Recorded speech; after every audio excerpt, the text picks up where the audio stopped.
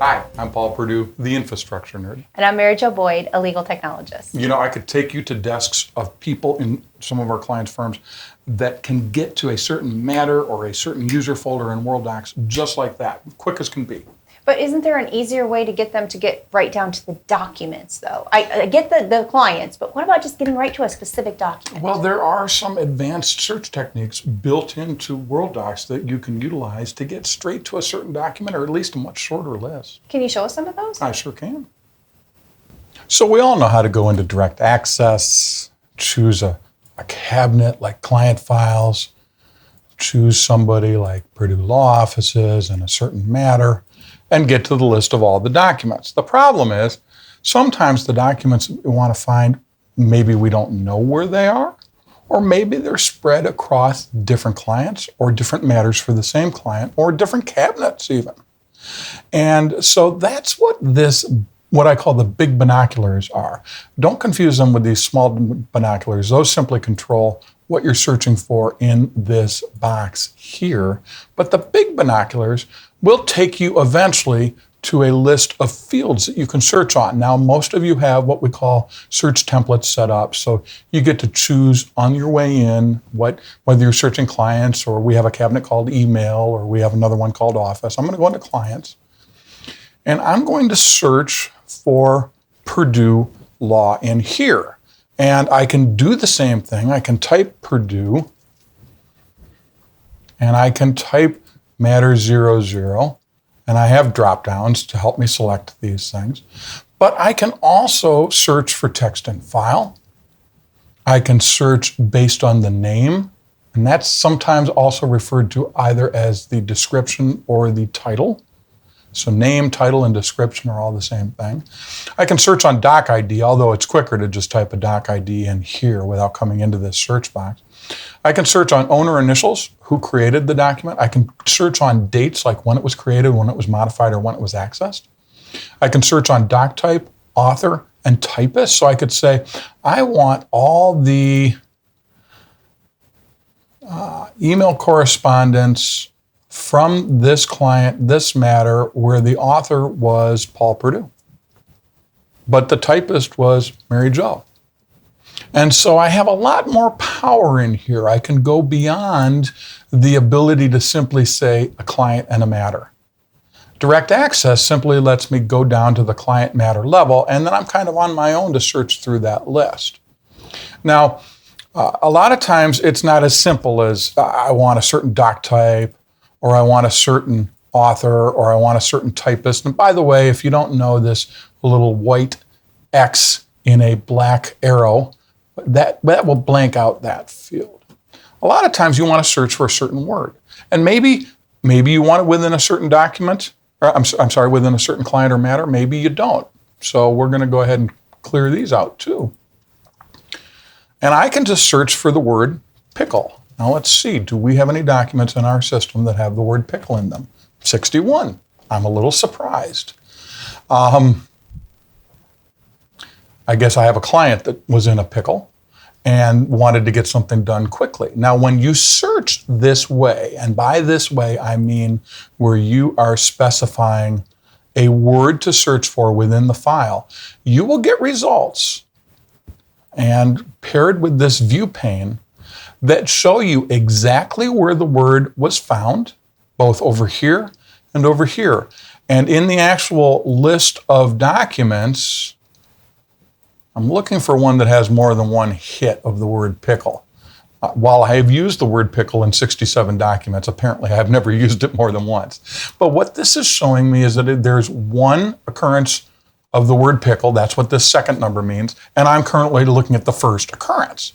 So if there had been 7 occurrences of the word pickle in this particular document, and I had found it, and I was looking at the list, I would be looking at one of 7, and clicking this down arrow would take me to the next occurrence and show me the contextual relationship of the other words around it. So I'm able to very quickly scroll through all the hits of the word pickle within a certain document and see them all with the text around them, so I can get a very quick idea straight from this list of whether or not the document is the one I'm looking for before I even look over here, and certainly before I even open it up.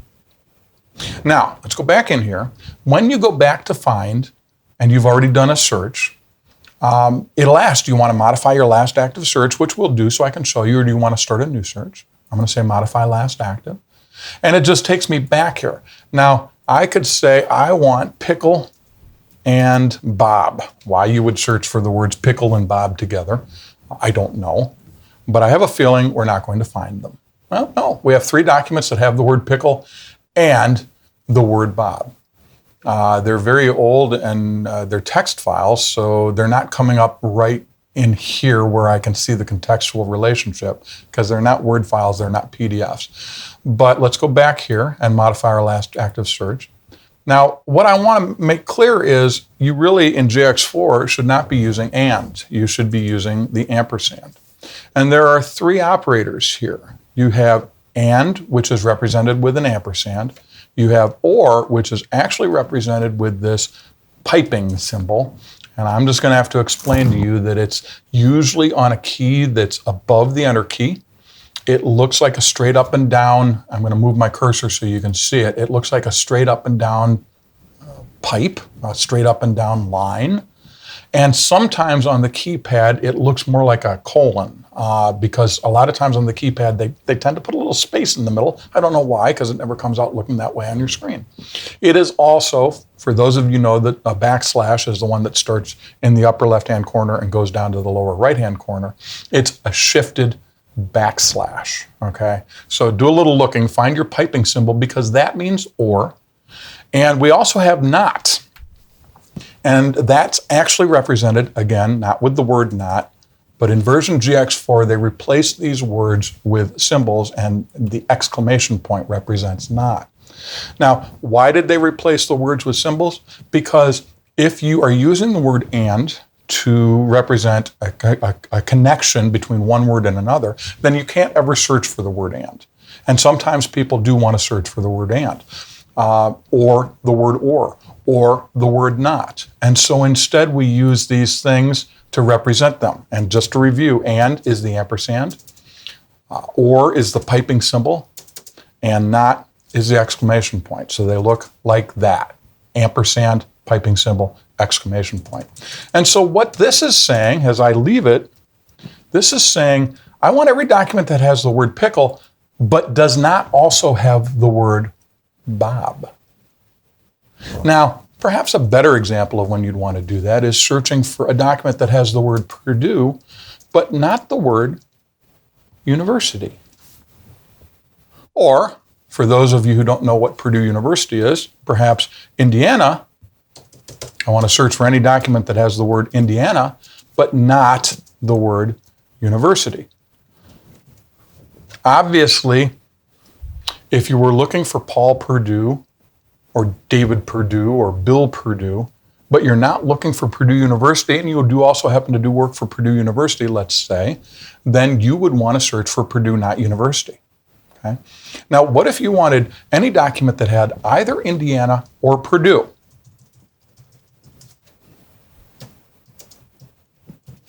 Now, of course, we remember we don't use the or word, we use the piping symbol. This means Indiana or Purdue.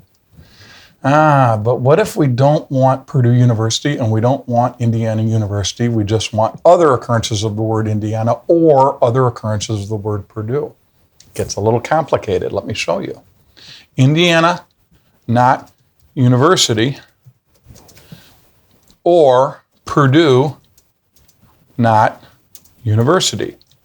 And just to be clear, remember, we don't use the words.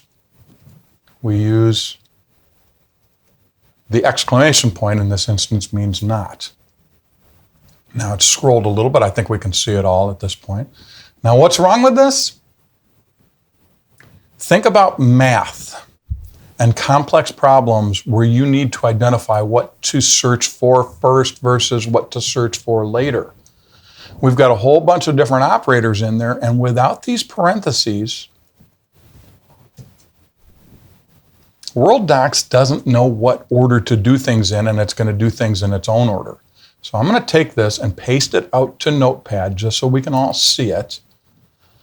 And this means I want all occurrences of Indiana without university or Purdue without university. And by putting parentheses around these two different search criteria, and then separating those parentheses with the or symbol, which is the piping symbol, I'm going to very exactly tell Worldox what I want. Now remember back to math, if you said something like 4 plus 2 times 17 minus 6 divided by 5, that can mean a whole bunch of different things based on how you put your parentheses in. And that's the same thing that we're doing here. First, we're going to fix this math problem. That's the same thing that we're doing here when we tell Worldox, okay, first thing you're going to do is you're going to look for Indiana and not university, and then you're going to look for Purdue and not university, and then you're going to produce all the results because I've separated those two things with an or. Just like we use parentheses here to say, first we're going to divide 5 into 6, then we're going to add 4 and 2, then we're going to take the 4 plus 2, which is 6, and multiply it by 17, and then we're going to take that result and subtract the 6 divided by 5. Okay. Now, if you're not following all that and your head's kind of spinning and it's on the verge of exploding, simply remember that this capability is there and find somebody to help you or do a little research on how these parentheses would work. My goal, my job is to show you what can be done. And your job is not to know exactly how it can be done, because sometimes you don't understand it. Sometimes you don't have that sort of a logical mindset. You have a different sort of mindset, and this doesn't make sense to you. But if you at least understand that we have this power, then you can seek out help in utilizing that power, because there is somebody in your firm that does understand how to use this search capability and this search logic. A couple more things real quick before I forget. You can also specify things like date modified, date created, date accessed. And if you click on the word or it looks kind of like a button. It's not really. Let me get out of here. The button that ends up being highlighted as you hover over each of these phrases, you're going to get something that's very English language oriented. Last Monday through today, or through the latest. And then it's going to translate that to what it really means. Or you can just type this stuff in, or you can just type specific dates. I could simply type last Monday through today and do it this way by specifying the date. So when you're in this box here, this date range box, whether it be for date created, date modified, date accessed, it doesn't matter, you're going to get the same date range box. You can either use on the left natural language to help you understand what you're searching for, or actual dates. Okay. And then we have this clear button to take it back to being blank. And this clear button to blank out the field.